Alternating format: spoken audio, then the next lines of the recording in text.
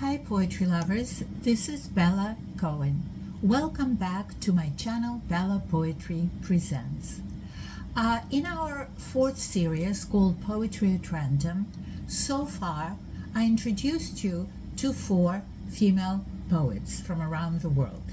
The first female poet that we talked about was Wisława Szymborska, a Polish poetess. Then we talked about a Scottish poetess, Carol Ann Duffy, in segment number 2. In the third segment, we discussed the life and the poetry of Evan Aisling Boland, who was born in Ireland. And in the fourth segment, we discussed the life and the poetry of Louise Gluck. And today, we'll be talking about the life and the poetry of a very prolific Native American poet, Joe Harjo. This is her portrait. So, Joe Harjo is an American poet, musician, playwright, and author who became the first ever Native American poet laureate in 2022. Joe Harjo was born on May 9th, 1951 in Tulsa, Oklahoma. The first of 4 children, Harjo's birth name was Joy Foster. She later changed her name to Harjo, her Muscogee grandmother's family name. Her father was a Muscogee Creek citizen whose mother came from a line of respected warriors and speakers who served the Muscogee Nation in the House of Warriors. Joy's great-grandfather was a famous leader whose name was Monahue in the Red Stick War against President Andrew Jackson in the 1800s. Harjo's mother was a waitress of mixed Cherokee, Irish, and French descent. Growing up, Harjo was surrounded by artists and musicians, but she didn't know any poets. Her mother wrote songs, and her grandmother and her aunt were both artists. These influential women inspired Harjo to explore her creative side.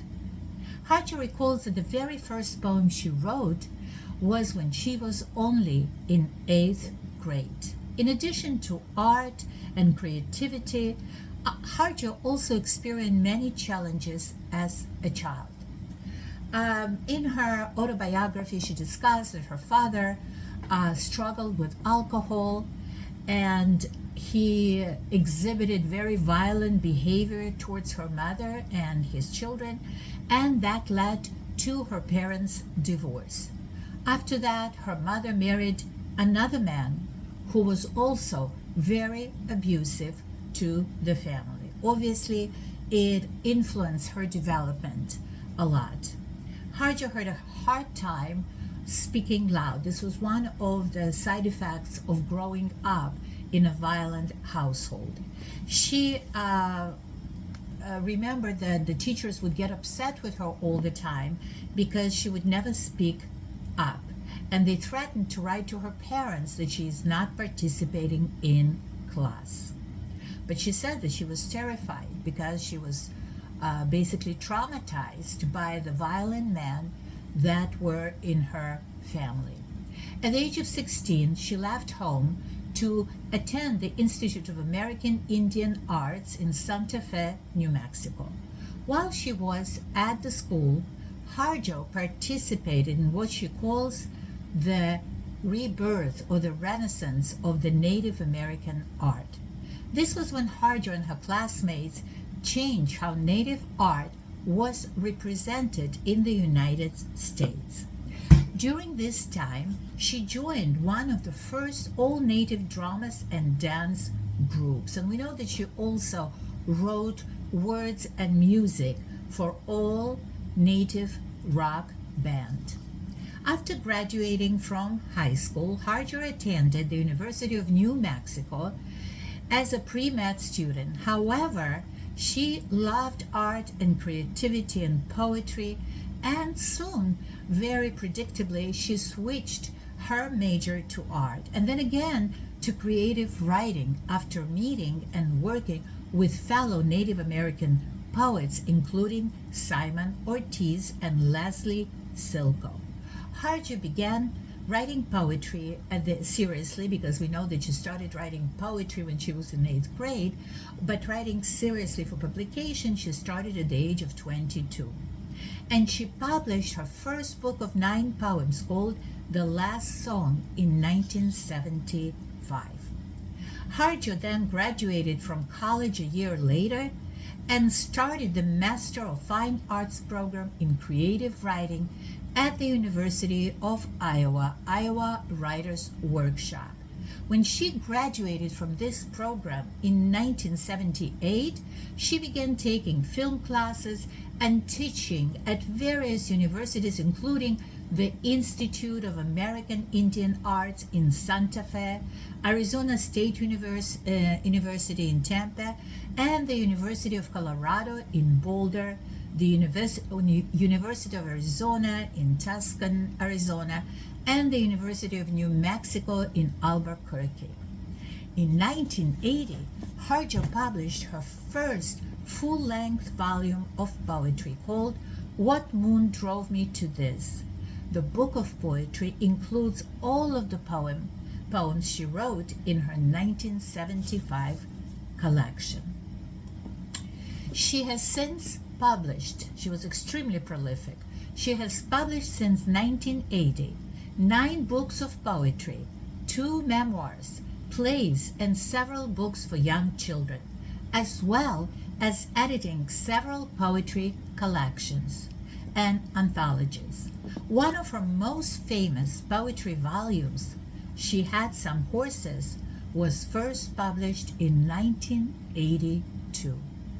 She has won many awards for her writing, including the Ruth Lilly Prize for Lifetime Achievement from the Poetry Foundation, the Academy of American Poets Wallace Stevens Award, the New Mexico Governor's Award for Excellence in the Arts, a Pan USA Literary Award, the Poets and Writers Jackson Poetry Prize, 2 NEA Fellowships, a Tulsa Artist Fellowship, and a Guggenheim Fellowship. So we can see that she received many honors for her poetry. In 2009, she won a NAMI Native American Music Award for Best Female Artist of the Year. She, by the way, also played saxophone and painted, so she had many different wonderful talents. Harjo is a founding board member and chair of the Native Arts and Culture Foundations, and in 2019 she was elected a Chancellor of the Academy of American Poets. She has since been inducted into the National Women's Hall of Fame, National Native American Hall of Fame, and the American Philosophical Society, and also the American Academy of Arts and Sciences and the American Academy of Arts and Letters. Currently, Harjo resides in Tulsa, Oklahoma, where she serves as the first artist in residency of the Bob Dylan Center. So it's very strange that this woman that was so hardworking and so creative throughout her life had time for any personal life, but she actually did. In 1967, at the Institute of American Indian Arts, Harjo met fellow student Phil Willman, with whom she had a son. Their relationship ended in 1971. They never got married.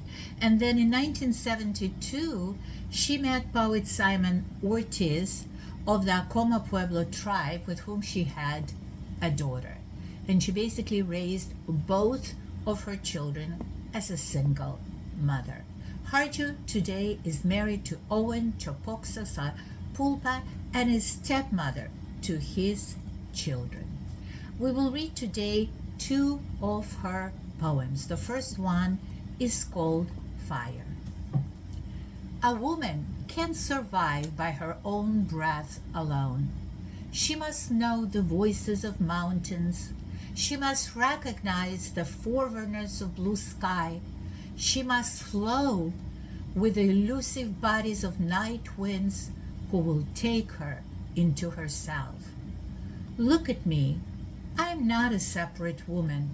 I am a continuance of blue sky.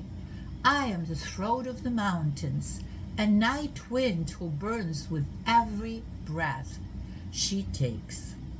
Don't bother the earth spirit. That's the second poem that she wrote. Don't bother the earth spirit. Don't bother the earth spirit who lives here. She is working on a story. It is the oldest story in the world, and it is delicate, changing. If she sees you watching, she will invite you for coffee, give you warm bread, and you will be obligated to stay and listen. But this is no ordinary story.